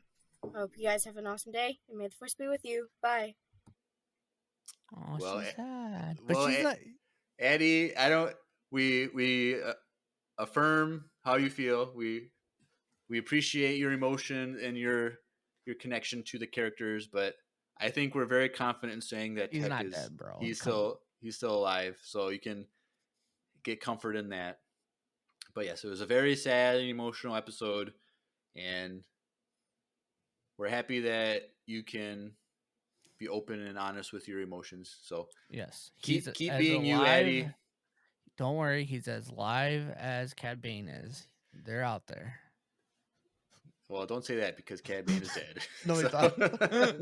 But yes, thank you, Addie, for your honest thoughts and emotions. We appreciate it. Like I said, keep being yourself. Don't change. You're and the if best. You're listening to this, the chat is feeling you. They're saying they almost crying, just listening. They're with you on this. So yeah, we here at Empire Radio, we're with you. Yep. All right. Cool. All right. Thank you, Eddie. So next voicemail is from Retta. So let's take a listen. Hey guys, this is Retta, just with a random question for you guys, and you may have been asked this before, I don't remember. If you had to choose between being a Jedi or a Mandalorian in the Star Wars universe, which one would you choose and why? I would choose being a Mandalorian. I love so many aspects of their culture and just relate a lot more to their culture than I do with the Jedi, but I think either would be super cool. So yeah, thanks. All right, cool. Thank you, It's a Retta, for the hard question. So, would we rather be a Mandalorian or Jedi? That's a hard question. I would go with Jedi. I think I would too, just for practicality reasons. Like, I don't want to grab my drink across the room. Or like, I'm late to work. Let me run to work instead of driving. Force run, speed run. Yeah, like, I don't know. I think that using the Force on just using the Force is just cool. You get to have a lightsaber. Lightsabers are cool, unless you're like the leader of Mandalore and you have the dark saber. But that's true. I want to use the Force. I want to be like Grogu, but a Mandalorian Jedi. Yeah, that's where it's at. I think that the Mandalorian culture, they have a camaraderie that you don't have with the Jedi because they're so detached from one another because they don't want attachments. And it's like the opposite. So I think there's that perk if you like a stronger sense of community and unity with your comrades. Like, that makes sense. And also like the tools and the weapons and flying around on a jetpack. There's a lot of cool things about the Mandalorian people. That's why I said it's hard for me. But I feel like Jedi would just be more practical. Yeah. Andrew, you don't see Retta's pictures in the Discord, but she's building her own Mandalorian armor. I see them on Instagram. You do? Oh, on Instagram. We follow her on Instagram. That's true. So yes, I know. She's building a blue Mandalorian outfit right now. And so that's exciting. Because she's part of like, it's like the 501st, but it's a Mandalorian. Mandalorians, yeah. And so I think she said they're recognized by Lucasfilm, but they're not like officially part of Lucasfilm. It's kind of like the 501st, but so that's cool. So it's gonna be cool when that's all done. But yes, Jedi is my decision. All right. Yeah, I think so too. Thank you, Retta. And so we got 2 voicemails from Daniel. So let's take a listen to his first one. Hey guys, it's Daniel. I just wanted to give my comments about this week's Mandalorian episode. I really liked it a lot more than I normally think I would, because I typically go for the more dark, mature, kind of brooding shows. Andor is like my favorite by far, but this felt fun, and it kind of felt like a Clone Wars episode come to life, which I think was pretty cool. It also felt like very much like the most George episode I've seen. It really felt like it got all of his like imprints on it, and in terms of things that George Lucas would like to include, the fun, the silliness, the creatures. Yeah. So in that way, bravo. It's not something I would have expected I would have liked, but I had a huge smile on my face the whole time. Also, I just think that this planet felt the most fully realized. If you try to count all the number of different locations and sets on it, it just felt like it was completely immersed. Yeah. All right. Cool. Jeremiah. Doesn't mean I'm wrong. I could see that. The whole George imprint. I could see that. Like, it's weird. It's funky. Maybe. Like that whole like group of people is like hit her version of Jar Jar for George. You know, like it's like a little quirkiness. It was awkward at moments, but it felt cool. I don't know. I liked it too. I did enjoy it. All right. Cool. Well, let's listen to Daniel's second voicemail. Hey guys, it's Daniel again. Just one question. If you guys had a choice between a shorter, tighter, more focused season of like Mandalorian, Bad Batch, any of the Disney Plus shows, or something longer with more, filler episodes, which would you choose?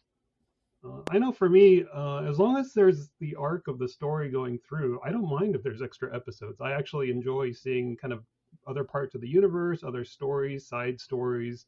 Some episodes focus more on humor or intrigue, or side characters, that kind of thing. So I guess I remember when I was younger and we had to wait, 3 years between any kind of Star Wars on the screen. And so for me, anything like this, having an abundance of stuff, I love it. But I know other people prefer more focused shows, and I'd like to hear what you think. All right. Yes. Just to what? You had two options. So for Clone War, like for the Bad Batch show, for cartoons, I want more direct. I don't want Okay. fillers. Okay. But for live action, I want as much as it possible. So for me, like a filler episode in live action, I'm okay with, because I just want a lot more live action stuff.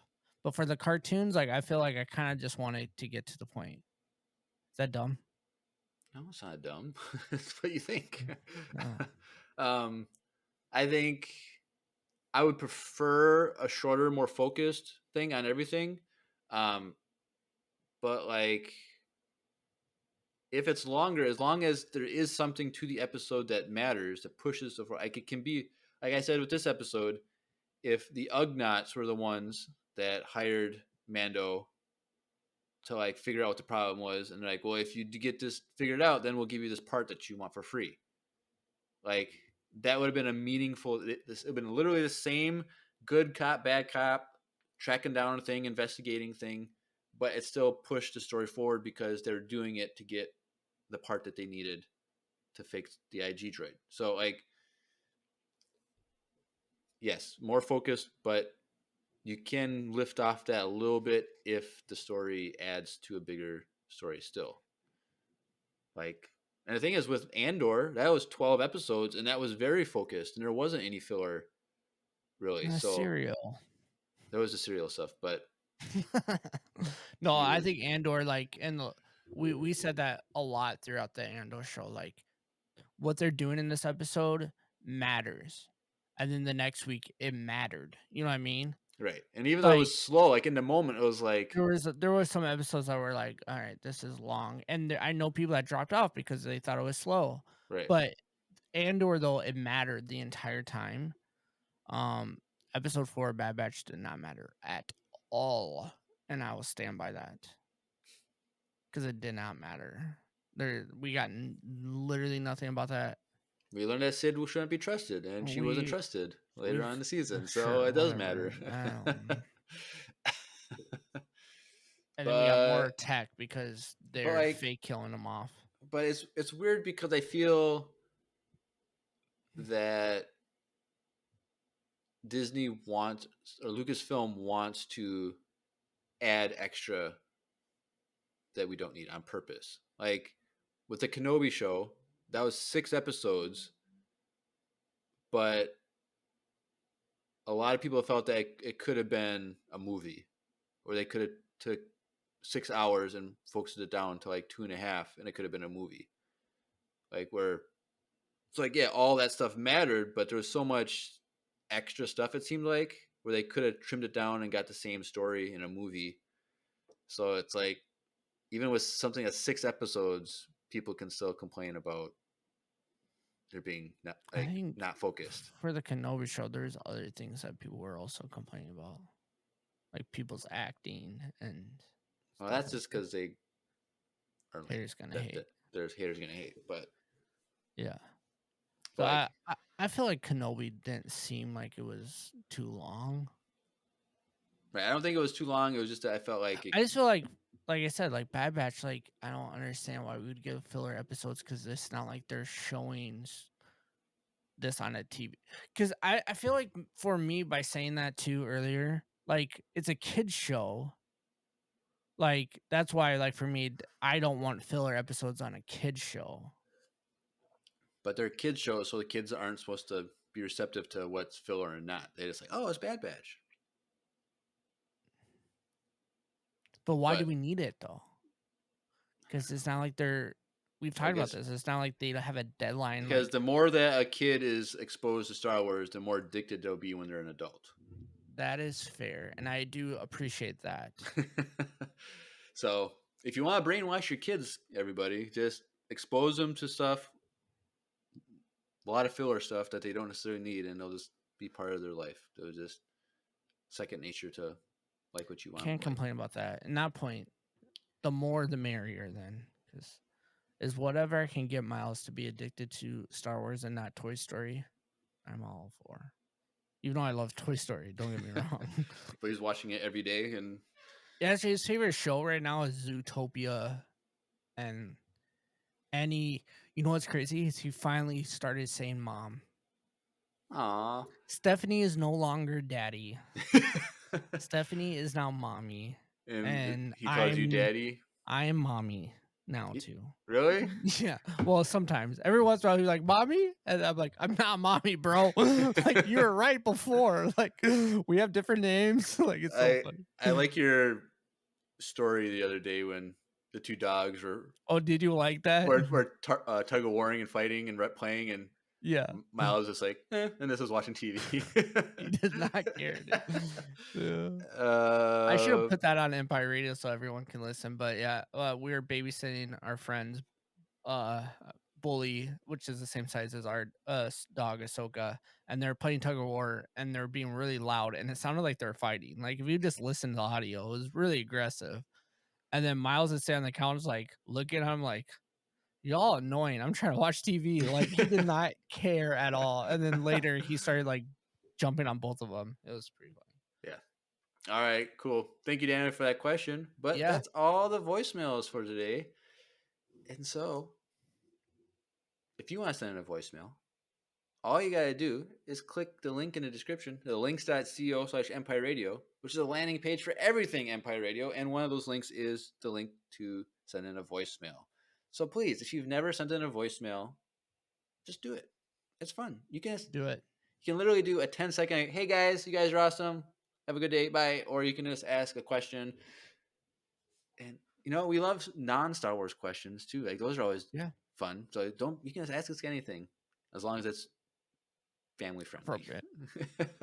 But also on that landing page, there's the links for like us on Facebook, to follow us on Instagram, YouTube, Twitch, our fan email, the VCU Illustration Project link is there as well. We are part of needlesslynerdy.com, which is a entertainment network that we're part of. So go check that out if you want some more nerdy content apart from Star Wars. And join the Discord. There's a link for that. So sign up for the con. Yeah, sign up for Empire Con. It's going to be a lot of fun. And yeah, follow us on YouTube, Twitch, because Drew does live streams for watch parties for new episodes of Mando, as well as we live stream every recording of the podcast. So, and then the podcast is also uploaded to YouTube. So if you want to see our two beautiful faces, you've just been listening to us, just go on our YouTube channel, check us out. Subscribe there. Click the notification button. Even if you prefer listening, just go on there and just like the video, even just help us out. We would appreciate it. Also, we don't say this enough, but if you are listening, give us a 5-star review on any platform you're listening. We'll appreciate that. Yeah. And with Spotify, if you're listening on Spotify, answer the Q&As. Yeah. And you guys have actually been really good at doing that, even though we haven't really advertised us. Yeah. What question do we want to have for this episode? Because is Jack Black better as Nacho Libre or no? We're not asking about that. Oh, could we do maybe something just more fun, like what actor or actress would you like to see in Star Wars live action? Something like that. Because we got 3 celebrities in this one. Or is that lame? Who would you want, and what kind of character would they play? How about that? Sure. Yeah. Yeah, that'd be fun. Or are we gonna? No, we'll find out. But never mind. I was gonna say, are we gonna get a Ahsoka trailer? But we'll find out before. Yeah. We'll read your guys' answer. Yeah, let's do actors.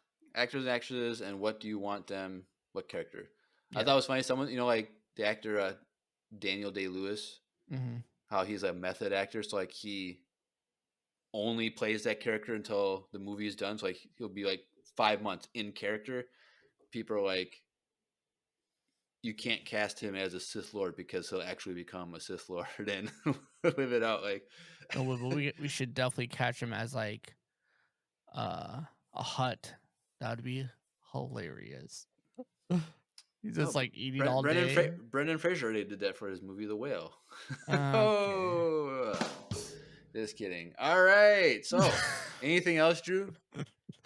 No, let's end on that. Nate in the thing says, give me Steve Carell as Hondo. Oh. I don't know about that. Steve Carell, who would he play? But Hondo. I don't know. All right. Anything else, Drew? No. All right. Well, we'll see you guys this weekend for Star Wars Celebration, so be sure to watch us for that. But until then, you've been listening to another Mandalorian-tastic episode of Empire Radio. I'm Jeremiah. I'm Drew. And may the Force be with you. Always.